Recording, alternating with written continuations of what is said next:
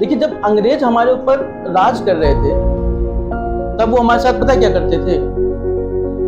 जैसे एक सिपाही है अंग्रेज फौज का और एक सिपाही है भारतीय फौज का। भारतीय मतलब मूल का सिपाही है और एक अंग्रेज है। दोनों लोग उनकी सेना में भर्ती है। जैसे आप जानते थे मंगल पांडे अंग्रेजों के यहाँ सिपाही थे, उनकी फौज में थे।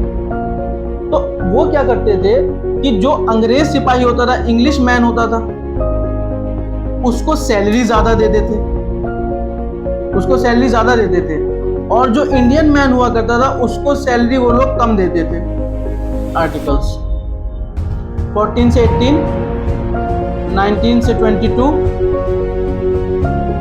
23 एंड 24, धार्मिक स्वतंत्रता 25 से 28, संस्कृत शिक्षा का अधिकार 29 और 30, ये 31 था, ये हटा दिया गया है। फिर संवैधानिक उपचार 32।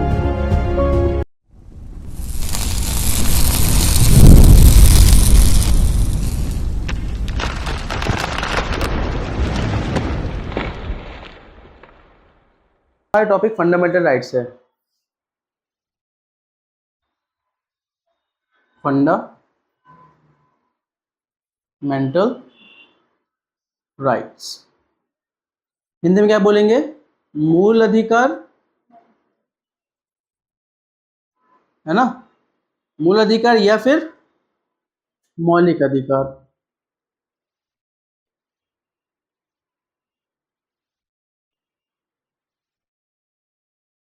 फंडामेंटल राइट्स, मूल अधिकार या फिर मौलिक अधिकार।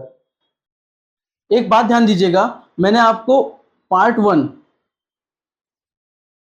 पार्ट 2 पढ़ा दिया था इंडियन कॉन्स्टिट्यूशन का, भारतीय संविधान का पार्ट 1, पार्ट 2 पढ़ा चुके हैं हम आप लोगों को, जिसमें पार्ट 1 में आर्टिकल नंबर 1 से लेकर के 4 तक बात कर चुके हैं हम लोग, और फिर 5 से लेकर के 11 तक बात कर चुके हैं हम लोग। ये पार्ट भी पढ़ा चुके हैं, ये पार्ट भी कंप्लीट हो चुका है, नागरिकता और फर्स्ट पार्ट।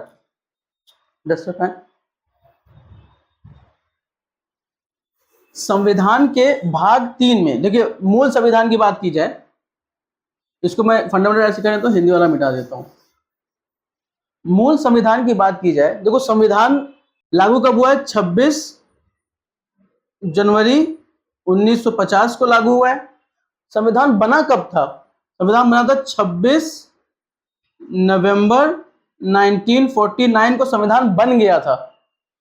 संविधान बना कब है? 1949, 26 नवंबर। इसी वजह से हर साल हम लोग 26 नवंबर को कॉन्स्टिट्यूशन डे मनाते हैं, संविधान दिवस मनाते हैं, कॉन्स्टिट्यूशन डे, ठीक है, संविधान दिवस हिंदी में बोलते हैं। अच्छा, ये क्लास जो है बाय लैंग्वेज रहेगी, क्योंकि जाहिर सी बात है यूट्यूब पे जा रही है, इसको हिंदी मीडियम वाले भी देखेंगे, इंग्लिश मीडियम वाले भी देखेंगे।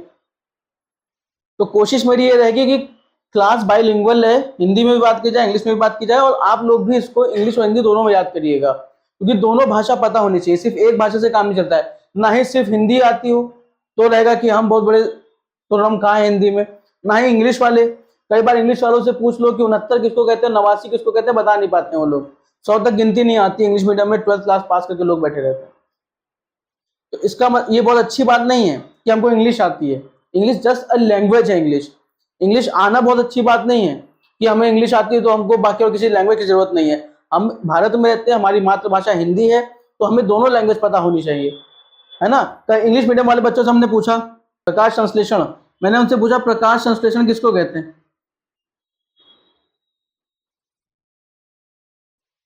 मैंने पूछा प्रकाश संश्लेषण क्या होता है, बता ही नहीं पाए वो लोग। फिर ऐसे बोला फोटोसिंथेसिस किसको कहते हैं, हाँ सर मुझे पता है, मुझे पता है।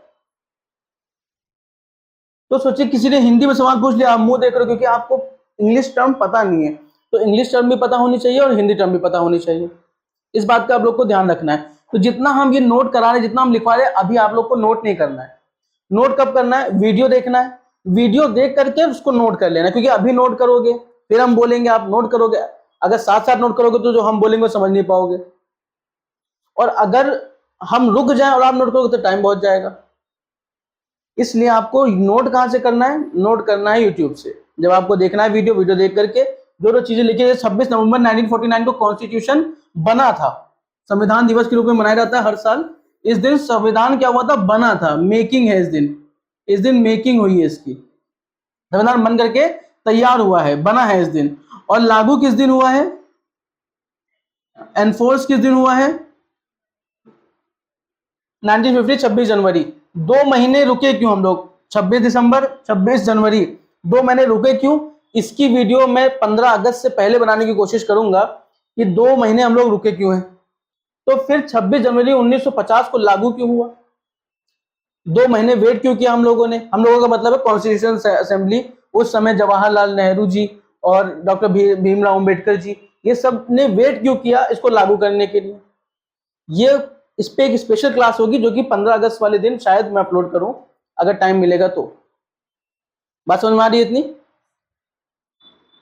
संविधान की जरूरत क्यों पड़ी, मैंने आपको पहले बताया था कि जब हमारे यहाँ 1600 के आसपास 1600 में ईस्ट इंडिया कंपनी, मतलब यूरोप लोग आए थे, ईस्ट इंडिया कंपनी उसके बाद शुरू हुई, 1600 में नहीं शुरू हुई, उसके बाद कुछ लोग 1604 बोलते हैं, तो अलग अलग जगह में था, लेकिन 1600 में अंग्रेज आ गए थे। 1498 में वास्को डी गामा आ गए थे, पढ़ाया था मैंने आपको। 1498 में वास्को डी गामा आए पोर्चुगल से, उसके बाद अंग्रेज आए 1757 में, 1757 में बैटल ऑफ प्लासी हो जाती है ना, 1757 बैटल ऑफ प्लासी हो जाती है। 1764 में बक्सर, बैटल ऑफ बक्सर हो जाती है। 1857 में रिवॉल्ट हो जाता है, जो कि हम हिस्ट्री में पढ़ेंगे आगे चल करके। तो अंग्रेजों की जो दमन नीति रही है, अंग्रेजों ने जो इंडियंस को परेशान किया है, उसके बाद हमको 1947 में आजादी मिलती है, फ्रीडम मिलती है हमें। हम आजाद कब होते हैं, 1947 में। गुलाम कब बन जाते हैं, यहां से अंग्रेज अपनी नींव डाल देते हैं हमारे ऊपर राज करने की। अब सवाल यह आता है कि जब फंडामेंटल राइट्स हमारे यहाँ इंट्रोड्यूस किए गए, फंडामेंटल राइट्स हमारे यहाँ इंट्रोड्यूस किए गए, संविधान में लिखे गए, तो संविधान, जो संविधान निर्माता थे उनके दिमाग में क्या रहा होगा। फंडामेंटल राइट्स का मतलब होता है मूल अधिकार। जो भारत के नागरिक है, जो लोग भारत में रह रहे हैं, जो हम आप लोग हैं भारत के नागरिक, मैंने आप लोगों को नागरिकता पढ़ाया था पार्ट 2 जो है इंडियन कॉन्स्टिट्यूशन का, उसमें नागरिक कौन होते हैं भारत के, कैसे नागरिकता ली जा सकती है, सारी चीजें मैंने आपको पढ़ाई थी।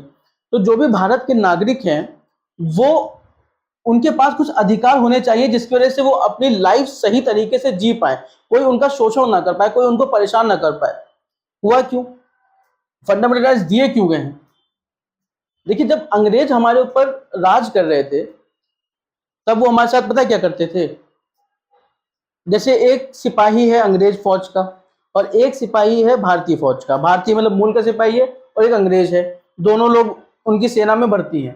जैसे आप जानते थे मंगल पांडे अंग्रेजों के यहाँ सिपाही थे, उनकी फौज में थे। तो वो क्या करते थे कि जो अंग्रेज सिपाही होता था, इंग्लिश मैन होता था, उसको सैलरी ज्यादा देते थे, उसको सैलरी ज्यादा देते थे, और जो इंडियन मैन हुआ करता था उसको सैलरी वो लोग कम देते थे, सेम पोस्ट पे होने के बावजूद। और पोस्ट दोनों की बराबर होती थी, पोस्ट दोनों की बराबर है, सैलरी इसको ज्यादा दे रहे हैं, इसको कम दे रहे हैं।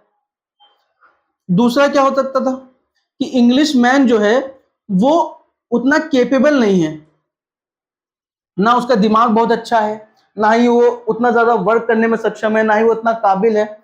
और इंडियन जो मैन है वो केपेबल उससे ज्यादा है, काबिल ज्यादा है, दिमागदार ज्यादा है, तब भी इसको सैलरी ज्यादा है और इसको सैलरी कम। तो बड़ा भेदभाव होता था नौकरियों में इंडियंस के साथ। और अंग्रेजों के साथ अंग्रेज कुछ नहीं करते हैं, उनको प्रमोशन पे प्रमोशन मिल जाता है। और इंडियन पता चला अपनी जान भी दे रहे हैं तो कोई प्रमोशन नहीं देते हैं। अगर ये चीज समझनी है आपको जो मैं यहां बता रहा हूं, तो एक मूवी आई थी RRR।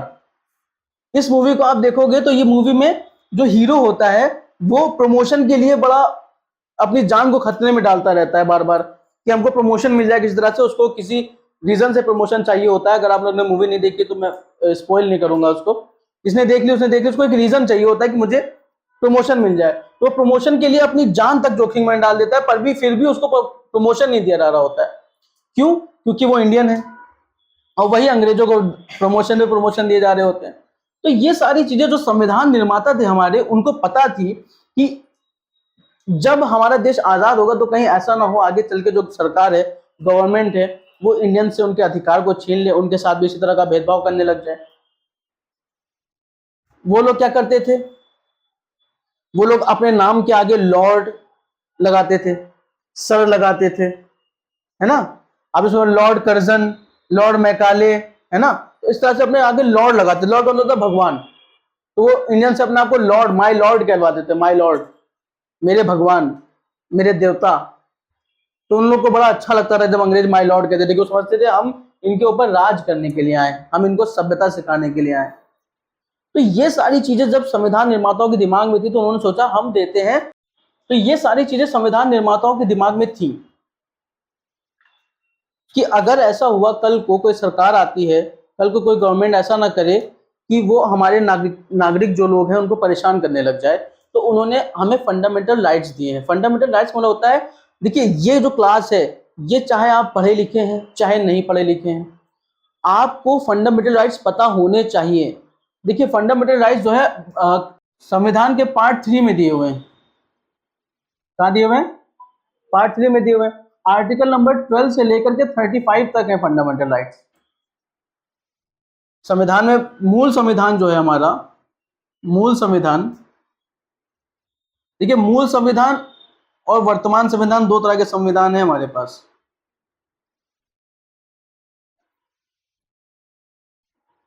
मूल संविधान और वर्तमान संविधान। मूल संविधान का मतलब है 26 जनवरी 1950 में जो लागू हुआ उसकी बात होती है।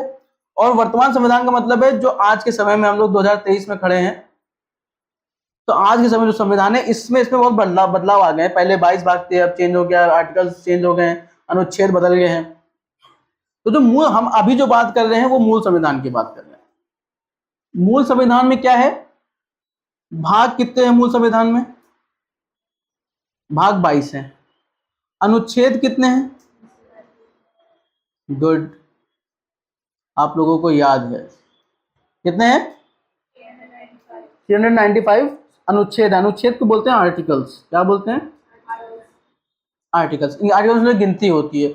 और ये जाहिर सी बात है, भाग का मतलब है ये पार्ट है इसके। तो पार्ट कितने हैं? 22। और आर्टिकल्स कितने हैं? 395।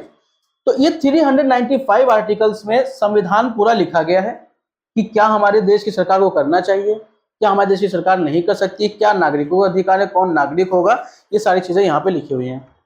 तो 22 भाग 395 आर्टिकल में 12 से 35 दिया हुआ है फंडामेंटल राइट्स, जिसमें से हम जो नागरिक हैं, नॉर्मल नागरिक जो भारत के हैं, उनको जो आर्टिकल्स में फंडामेंटल राइट्स मिले हुए हैं वो 14 से लेकर के 32 तक है। बाकी सब संसद का है, 12-13 संसद का है, उसके बाद फिर 33, 34, 35, ये हमसे रिलेटेड नहीं है, डायरेक्ट नागरिक से रिलेटेड नहीं है। अगर आप भारत के नागरिक हैं तो आपको अपने फंडामेंटल राइट्स पता होने चाहिए। आप कितने पढ़े लिखे हैं इससे कोई मतलब नहीं है, आप अपने अधिकार तो जानो कि आपके संविधान जो जिससे देश चल रहा है, उस संविधान में आपको क्या क्या अधिकार मिले हुए हैं, जिससे आपका कोई शोषण न कर पाए, आपको कोई बेवजह परेशान न कर पाए, कोई भी इंसान, चाहे वो सरकार हो, चाहे वो पुलिस हो, चाहे कोई व्यक्ति हो, कोई पर्सन हो, वो आपको परेशान ना कर पाए। इसके लिए आपको फंडामेंटल राइट्स पता होना बहुत जरूरी है। अगर आप भारत में रह रहे हो तो फंडामेंटल राइट्स समझ लीजिए आपकी जीवन का आधार है। बात समझ में आ रही है? तो इसको सबको देखना है, याद करना है सारे आर्टिकल्स, ताकि आपको पता रहे। मैं पूरा डिटेल में समझाऊंगा, पढ़ाऊंगा, इसलिए कभी भी इसको मिस नहीं करना। आपको याद रखने 14 से 32 आर्टिकल दिमाग में रहने चाहिए आपके हमेशा। आज के बाद कभी भी भूलना नहीं, इसको रिवाइज करते रहना है। तो पहले हम देख लेंगे 6 आर्टिकल। देखिए पहले हमारे पास 7 फंडामेंटल राइट्स थे, अब 6 बचे हैं। एक है समानता का अधिकार। क्या है? समानता का अधिकार। दूसरा क्या है? स्वतंत्रता का अधिकार।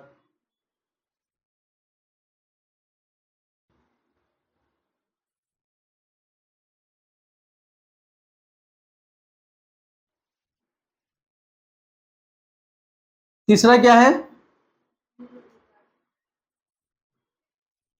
शोषण के विरुद्ध अधिकार। चौथा क्या है? धार्मिक स्वतंत्रता का अधिकार। गुड। फिर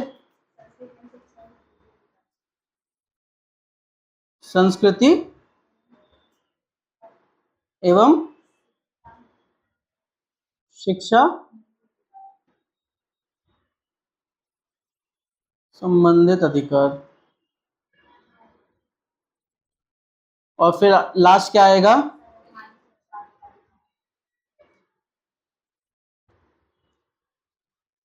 संवैधानिक उपचारों का अधिकार। तो ये 6 हैं, 1 2 3 4 5 6। सातवां जो हटा दिया है वो है संपत्ति का अधिकार। वो क्या है? वो संपत्ति का अधिकार है।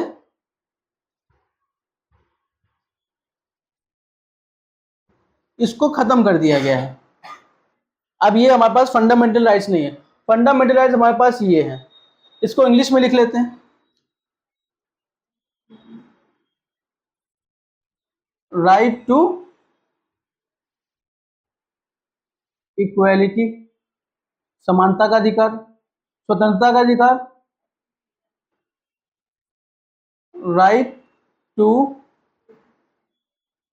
फ्रीडम, राइट अगेंस्ट एक्सप्लॉइटेशन,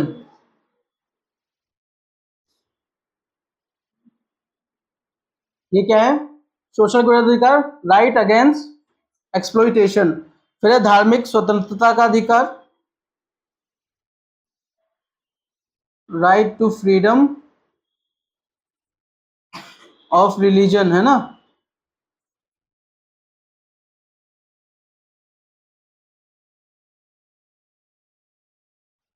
फिर क्या है? संस्कृति एवं शिक्षा का संबंधित अधिकार, cultural and educational right,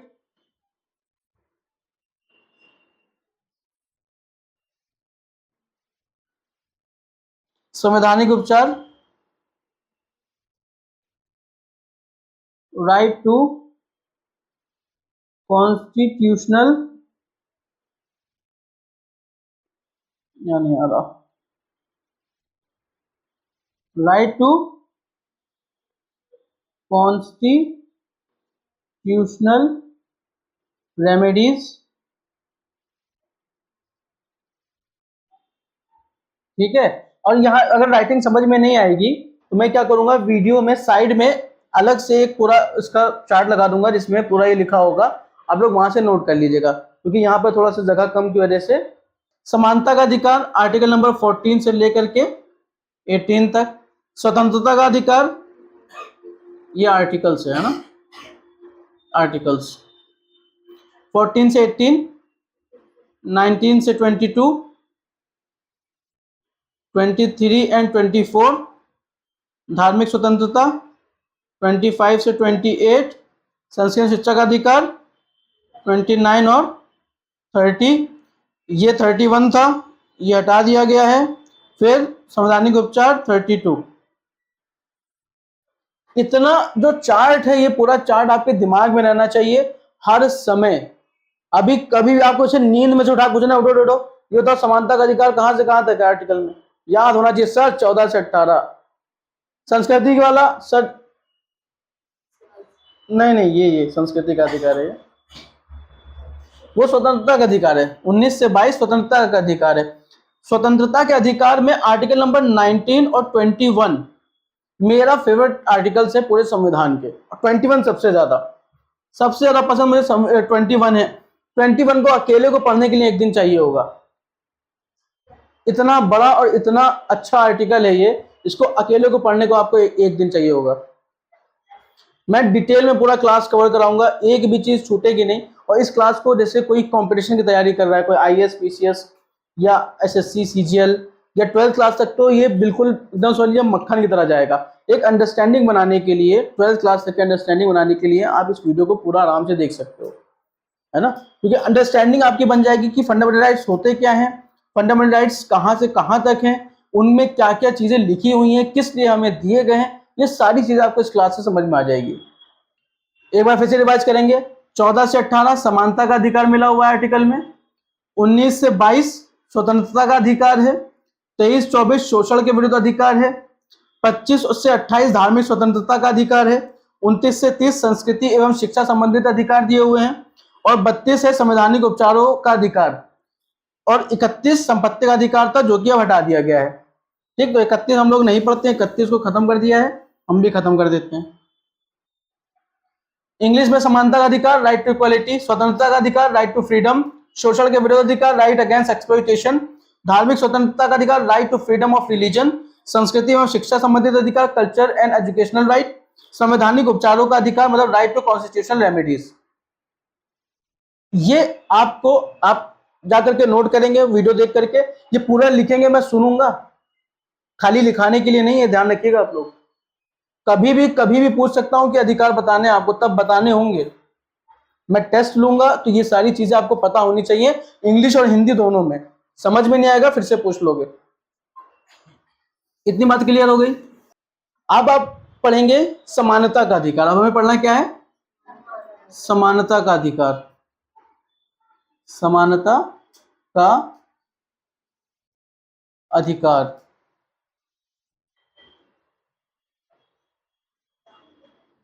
right to equality. Article कहां से? 14 से 18।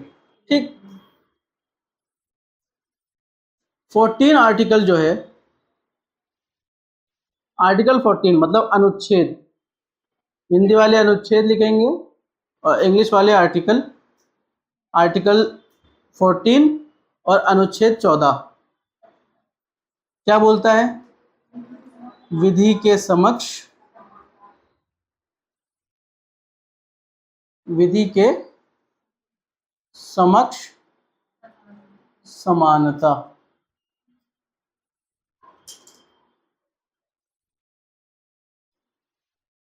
इक्वालिटी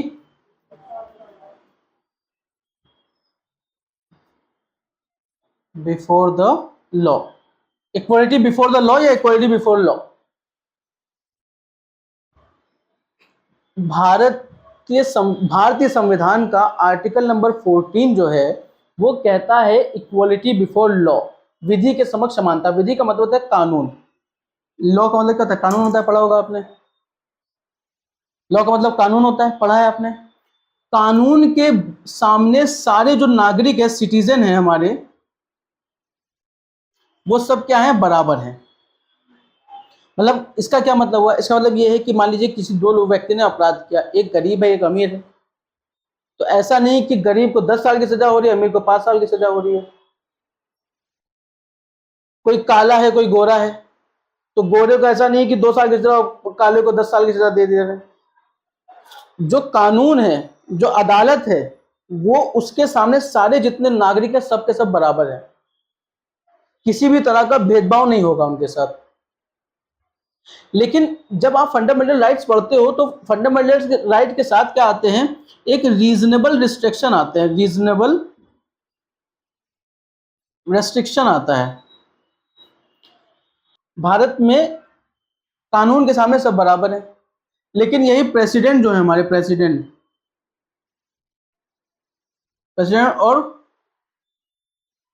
गवर्नर मतलब राष्ट्रपति और गवर्नर, ये दोनों जो हैं, अगर इनसे कोई गलती हो जाती है, किसी की इनसे डेथ हो जाती है, किसी का मर्डर हो जाता है, मान लीजिए कार से जा रहे हो, कार किसी के ऊपर चढ़ गई, मर गया इंसान, तो इनको इनके पद पे रहते हुए सजा नहीं हो सकती है, गिरफ्तार नहीं हो सकते हैं।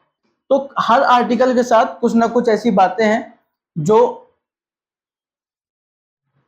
रीजनेबल रिस्ट्रिक्शन के अंतर्गत आती है, जिसमें कुछ चीजों में बदलाव किया जा सकता है, कुछ कंडीशंस में रीजनेबल रिस्ट्रिक्शन लगा करके फंडामेंटल राइट्स देने से रोका जा सकता है, लेकिन वो रीजनेबल होना चाहिए, वो सही तरीका होना चाहिए।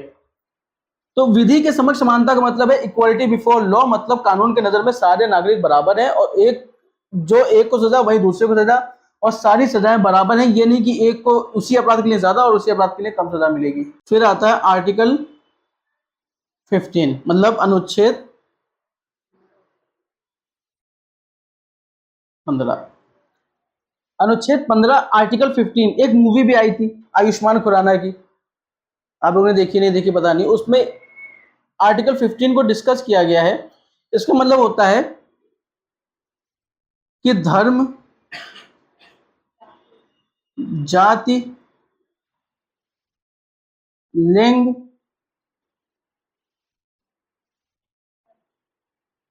जन्म स्थान ने आगे पीछे जाए कोई दिक्कत नहीं है, वंश, धर्म, जाति, लिंग, वंश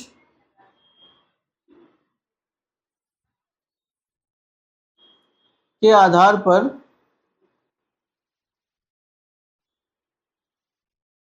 भेदभाव नहीं होगा।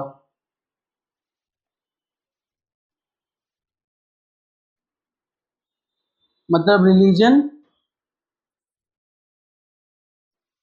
कास्ट, जेंडर,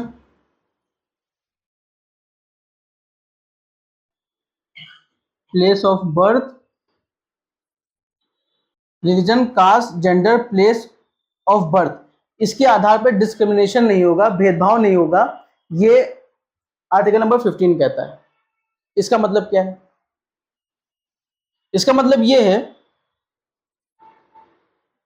कि आप कहीं जा रहे हैं, मान लीजिए आप सिनेमा हॉल में गए मूवी देखने के लिए, अब सिनेमा वाले आपको ये कह के एंट्री नहीं दे रहे कि आप किसी विशेष धर्म से हैं।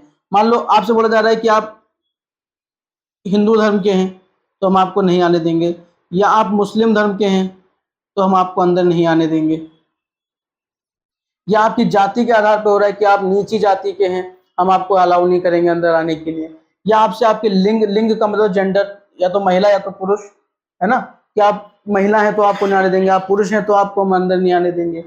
जन्म स्थान के आप कहीं पैदा हुए ऐसी जगह पे जहां पर लोग भेदभाव कर रहे हैं, जैसे कई बार देखा रहता था कश्मीरियों के साथ अभी यहीं कहीं हाथापाई हो गई थी, है ना, कि वहां से है, तो ये भेदभाव नहीं किया जा सकता एट द बेस ऑफ धर्म, जाति, लिंग, जन्मस्थान, वंश के आधार पर। तो धर्म, जाति, लिंग, जन्मस्थान, वंश के आधार पर भेदभाव नहीं हो सकता किसी के साथ। आप किसी को ये कह के नहीं रोक सकते कि आप विशेष धर्म के हो, विशेष जाति के हो तो हम आपको अलाउ नहीं करेंगे। आपने देखा होगा पहले के जमाने में लोग जो नीची जाति को उनको छूते में डरते थे, उनसे भेदभाव किया जाता था, उनको अपने बराबर नहीं बिठाया जाता था, कहीं स्कूलों में पढ़ने नहीं दिया जाता था। आपने डॉक्टर भीमराव अंबेडकर का अगर बायोग्राफी देखी पढ़ी है, स्कूल के बाहर बिठाया जाता था उनको। पानी पीना होता था तो उनको ऊपर से ऐसे करके पानी पिलाया जाता था। जिस दिन उनका जो पानी पिलाता था वो नहीं आया था तो उस दिन उनको प्यासे रहना पड़ा था पूरा टाइम, क्योंकि वो पी नहीं सकते, छू नहीं सकते थे। इन सब को खत्म करने के लिए ये आर्टिकल नंबर 15 आता है कि आपको बराबरी का अधिकार है। अगर आप किसी स्कूल में पढ़ते हैं, किसी जाति से हैं, आपको अंदर ही बिठाया जाएगा, बाहर नहीं बिठाया जाएगा। अगर आपका धर्म है, कोई भी धर्म के, अगर आप हिंदू हैं, मुस्लिम है, सिख है, ईसाई है, तब भी आपको अंदर ही बिठाया जाएगा। वो ये नहीं कह सकते मुसलमान हो तो बाहर बैठो, हिंदू हो तो बाहर बैठो, ये नहीं कह सकते। जनरल स्कूल है, वहां पर आपको अलाउ किया जाएगा, जन्म स्थान वंश के आधार पर आपसे भेदभाव नहीं किया जाएगा। लेकिन रीजनेबल रिस्ट्रिक्शन यहां भी काम करता है। जैसे धर्म, अब मान लीजिए कोई ऐसी जगह है जहां पर दूसरे धर्म अलाउ ही नहीं होता है, जैसे मस्जिद है, ठीक है, मस्जिद में कई बार दूसरे धर्म को लोगों को रोका जा सकता है जाने से, मंदिर में रोका जा सकता है दूसरे धर्म के लोगों को जाने से। तो ये आर्टिकल नंबर 15 का वायलेशन नहीं है, ये रीजनेबल रिस्ट्रिक्शन है कि वहां पर अलाउ नहीं होते हैं तो आप नहीं जा सकते। कुछ वजहें हो सकती हैं जाति के आधार पर, लिंग के आधार पर, जैसे मान लीजिए फीमेल टॉयलेट है ना, तो वहां मेल अलाउ नहीं हो सकता, आप बोले नहीं, भेदभाव हो रहा है जाति के आधार, लिंग के आधार पर भेदभाव नहीं हो रहा। ये रीजनेबल रिस्ट्रिक्शन है कि फीमेल टॉयलेट में मेल अलाउ नहीं होंगे, मेल टॉयलेट में फीमेल अलाउ नहीं होंगी। अलग अलग बनाए तो आपको अलग अलग टॉयलेट्स में जाना है, आप एक दूसरे को एक्सचेंज नहीं कर सकते। तो ये रीजनेबल रिस्ट्रिक्शन है। जन्म स्थान के आधार पर भेदभाव, इसी में आ जाता है आरक्षण का मुद्दा। आरक्षण बहुत बड़ा मुद्दा है, किसी दिन आरक्षण पर भी बात करेंगे हम लोग। तो ये सब रीजनेबल रिस्ट्रिक्शन के तहत सबको बराबरी देने का मसला है आरक्षण। आरक्षण में कुछ कमियां भी हैं, जिसपे जब हम बात करेंगे तो डिस्कस करेंगे। लेकिन कुछ लोग कहते हैं आरक्षण खत्म हो जाना चाहिए, तो खत्म नहीं होना चाहिए, एक तरीके से लागू होना चाहिए। वो तरीके में थोड़ा बदलाव आ जाएगा तो आरक्षण बहुत अच्छी चीज है। अदरवाइज अभी कुछ कमियां हैं जो कि दूर होनी चाहिए। इसके बाद आता है आर्टिकल 16, अनुच्छेद 16 क्या कहता है?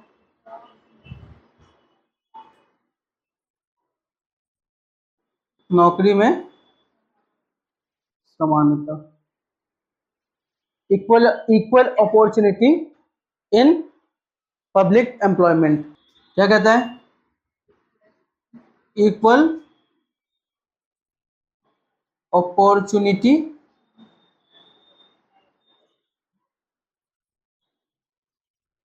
इन द मैटर ऑफ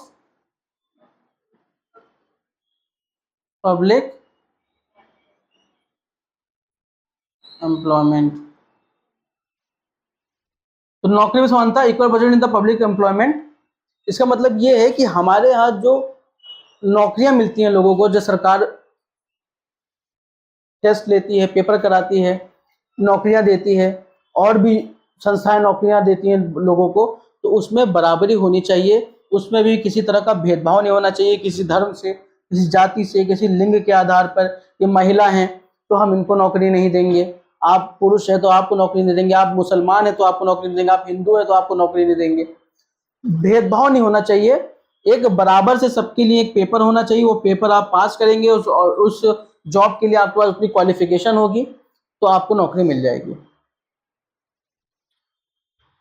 भेदभाव इस बेस पे नहीं हो पाएगा कि आप हिंदू हैं कि मुस्लिम हैं कि सिख हैं कि ईसाई हैं कि महिला हैं कि पुरुष हैं, इस आधार पर भेदभाव नहीं करेंगे। नौकरी में सबको बराबर अपॉर्चुनिटी मिलनी चाहिए। ये article number 16 of Indian constitution कहता है। इसका रीजनेबल रिस्ट्रिक्शन क्या है? इसका रीजनेबल रिस्ट्रिक्शन यहाँ पे काम करता है कि इक्वल अपॉर्चुनिटी तो है, लेकिन कभी कभी ऐसा होता है कुछ नौकरियां जो होती है वो महिलाओं के लिए बनी नहीं होती, जो उनके डिग्निटी को, उनकी सेफ्टी, उनकी सिक्योरिटी को नुकसान पहुंचा सकती है, तो उसलिए उनको नौकरी वो नहीं दी जाती। वो कहेंगे नहीं, हमने, मान लीजिए कोई ऐसी नौकरी है जहां पर आपको देर रात में, जैसे पुलिस की नौकरी, तो आप उसमें देखोगे जो लेडीज पुलिस होती है उसके साथ हमेशा जेंट्स पुलिस रहती है प्रोटेक्शन के लिए। कुछ ऐसा होता है कि महिला, मान लीजिए कोई ऐसी जॉब है जब महिला अकेले कहीं जा रही है रात बेरात, तो उसकी सिक्योरिटी और सेफ्टी को नुकसान हो सकता है उस चीज से, तो वो नौकरी उसको नहीं दी जाएगी। या कोई स्पेशल नौकरी ऐसी निकली जो जिसमें किसी स्पेशल प्रकार के व्यक्ति की जरूरत है, तो अब आप उस तरह के व्यक्ति तो हो नहीं, तो आपको नौकरी नहीं मिलेगी, पर आप उसके लिए नहीं खड़ सकते कि नहीं हमें नौकरी दीजिए। तो रीजनेबल रिस्ट्रिक्शन सबके साथ काम करते हैं। आर्टिकल 17, अनुच्छेद 17,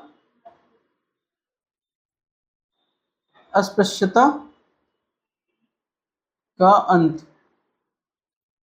इसको बोलते हैं छुआछूत, है ना, छुआछूत का अंत।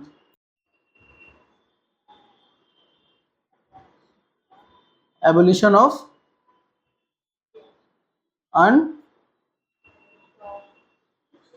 अनटचेबिलिटी। अनटचेबिलिटी मतलब छुआछूत। इसका क्या मतलब है कि पुराने जमाने में जब कोई नीची जात का होता था तो उसको छूने से बहुत डरते थे। अभी मैंने एग्जांपल दिया डॉक्टर भीमराव अंबेडकर जी का, तो उनको लोग छूने से बड़ा कतराते थे। कोई सामान छू लिया उन्होंने तो उनको बहिष्कार हो जाता था, बाहर निकलो, यहाँ से जाओ। लोग उनको अपने तांगे में, घोड़े तांगे में नहीं बिठाया करते थे, अपने साथ नहीं बिठाया करते थे। परछाई तक पढ़ना, तो दलित और नीची जाति के लोग होते हैं, उनकी परछाई तक पढ़ना अपने आप को मानते थे कि अशुद्धि है, ये बुरी चीज है, ये उनकी परछाई पड़े तब जाके नहाते थे वो। तो जो दलित लोग होते थे, गरीब लोग होते थे, वो अपने गले में एक वो बांधे रहते थे प्लेट टाइप का, और उसको बजाते हुए चलते ताकि सब लोग दूर हट जाए और लोग निकल जाए वहां से, किसी की परछाई ना पड़ जाए उनके ऊपर। इतना बुरा माना जाता था गरीब लोगों को। दलित, ये सारे जो लोग हैं आज के टाइम में, आज के समय में भी किसी कुएं से पानी निकालना हो, किसी पंप हैंडपंप से पानी भरना हो तो उनको परेशान किया जाता है। आज के टाइम में भी लोग उसको मानते हैं कि ये छुआछूत है, अनटचेबिलिटी है। तो आर्टिकल नंबर 17 कहता है कि इसको एकदम खत्म कर दीजिए, ये कानूनन अपराध है। अगर आप किसी के साथ ऐसा बर्ताव करते हैं कि तुम हटो दूर, तुम नीची जाति के हो, या हम तुमको छुएंगे नहीं, तुम्हारी परछाई कैसे पड़ गई, तो ये आर्टिकल नंबर 17 और कॉन्स्टिट्यूशन के हिसाब से ये अपराध है, ये गलत है, इसको खत्म कर दिया गया है। फिर आता है आर्टिकल नंबर 18, अनुच्छेद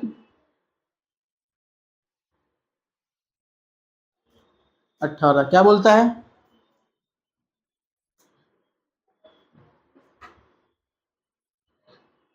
उपाधियों का अंत।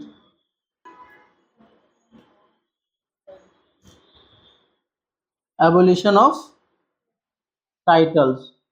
टाइटल्स का मतलब, जैसे ने अभी आपको थोड़ी देर पहले बताया था कि जो पहले के लोग होते थे वो अपने नाम करके सर लगा लेते थे, लॉर्ड लगा लेते थे, महाराज लगा लेते थे, है ना। लॉर्ड मैकाले आ रहे हैं, लॉर्ड कर्जन आ रहे हैं, भगवान बन जा रहे हैं लोग। तो समानता का मतलब है कि सारे लोग बराबर हैं जी। कोई महाराज लगाए हुए हैं, कोई लॉर्ड लगाए हुए हैं, कोई सर लगाए हुए हैं, तो ये आप नहीं करोगे। आपकी जो भी उपाधियां हैं उसका अंत होगा। आप अपने नाम के आगे किसी भी तरह की उपाधि नहीं लगा सकते। इसका रिस्ट्रिक्शन ये है कि एजुकेशन से जो आपको टाइटल मिले हुए हैं आप उनको अपने नाम के आगे लगा सकते हैं। किसी के द्वारा दिए गए टाइटल को आप नहीं लगाओगे। अगर आप पढ़ लिख करके इतने काबिल बने हो कि कोई टाइटल आपको मिला है, जैसे जैसे आईएएस बन गए आप, तो आप लगा सकते हो।